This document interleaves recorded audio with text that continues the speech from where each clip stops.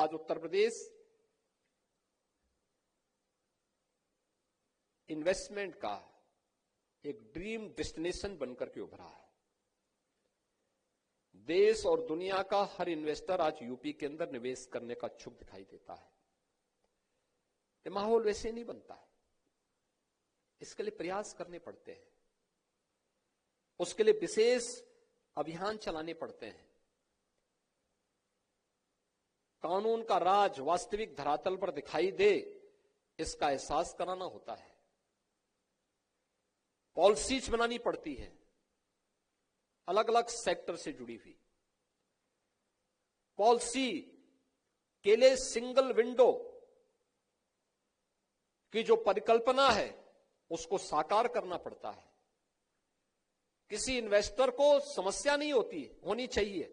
याद रखना, दुनिया के बड़े से बड़े देश हो, बड़ी से बड़ी अर्थव्यवस्था हो, कोई भी दुनिया की कोई बड़ी से बड़ी ताकत अपने उद्यमी को निराश नहीं कर सकती है। अगर उसने निराश किया और उद्यम वहां से बाहर के लिए प्लान करने लग गया है तो मान के चलिए कि वहां की अर्थव्यवस्था डावाडोल होने वाली है। डावाडोल होने का मतलब वहां के नागरिकों के सामने रोजगार का संकट आने वाला है।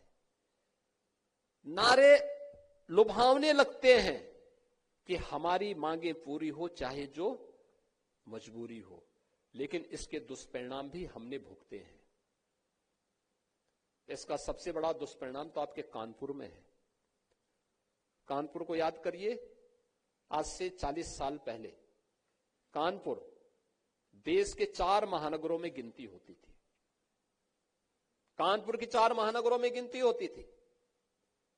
कानपुर का टेक्सटाइल उद्योग पूरे देश के अंदर छाया हुआ था। हजारों लोग उसके वहां नौकरी और रोजगार के साथ जुड़े हुए थे। नियमित रूप से उद्योग में जाते थे, एक निश्चित समय तक काम करते थे, सम्मानजनक मानदेय पाते थे, फिर अपने घर और अपने परिवार का पालन पोषण करते थे। जैसे वहां ये नारे लगने प्रारंभ हुए, दुष्परिणाम क्या हुआ? एक एक यूनिट बंद होती गई।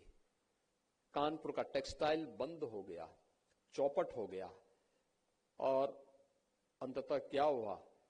जो लोग निवेश किए थे वह तो अपनी पूंजी लेकर के दूसरे राज्यों में चले गए, दूसरे देशों में चले गए, लेकिन जो कामगार था वो बेचारा वहां सब्जी बेचने के लिए मजबूर हो गया, ठेला लगाने के लिए मजबूर हो गया। जब भी कोई उद्यम हतोत्साहित होता है तो यही नजारा देखने को मिलता है जो 40 वर्ष पहले कानपुर के अंदर देखने को मिला था। If you like the video, do like, comment, share and subscribe.